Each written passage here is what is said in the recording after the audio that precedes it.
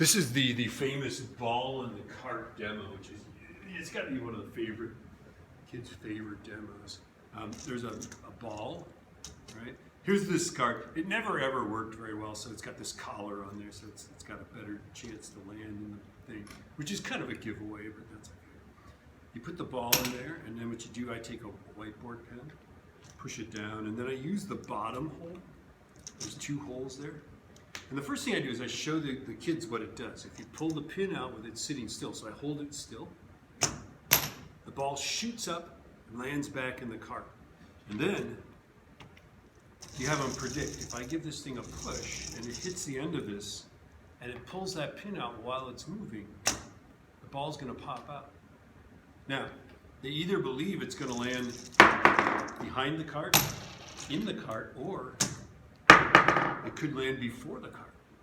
Just, single word prepositions there, right? You have them predict it, what's going on. And then, drum roll please. And the ball lands back in the cart, right? And then once it does that, I have a student. We've already talked about the very important principle that horizontal motion does not affect vertical motion, right?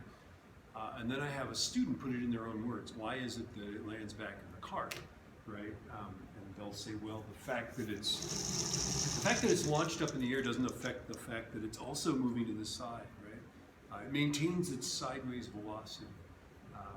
And then I sort of ask them. I always ask the question, well, what if you're like a little ant living dangerously on the edge of this thing? What would you see if you're riding along with the cart? And the kids eventually come up to the idea, well, you just see it go up and back down. And then this hints at the equivalence of inertial frames of reference, which is kind of a cool thing. Okay. Now, once you've done that, right, that's pretty much all the teaching that goes on, but you can, I always play with this thing. This is kind of fun. Right? And this has become a tradition. It doesn't have to be your tradition, but there it is.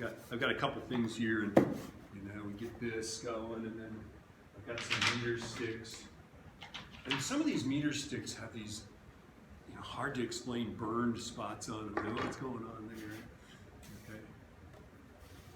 And then you put one stick on, and can it jump over one stick? Hey, it can.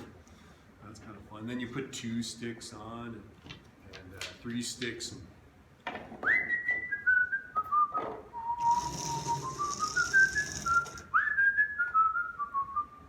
The music is optional, of course. Ba-da-ba-da-da. Kids, just clapping and everything like that. I used to teach right across from where the receptionist was, and the kids are all just going to town and clapping, and she's like, "What are they doing?" Ooh, there it is. Just a word though, this thing sometimes stops working, okay?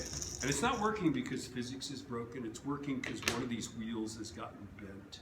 So what I'll often do is I'll set a ruler down and roll it. If it's not rolling straight, if it's kind of curving as it rolls, the ball's not gonna land in the cart. So I just sort of bend these wheels and whatever. It's not the best designed thing. It would be worth, if you got enough money, maybe buying another one of these or something. I don't know. But there it is. And then I usually culminate, I get all these things, I get a bunch of them on there. And then I'll put a piece of tin foil on there. And the tin foil's in there, it's well used. It almost looks like it's been scarred by fire. I'll crumple up a single piece of paper on there. Sometimes I'll put a little isopropyl alcohol on there. And then I'll light it, and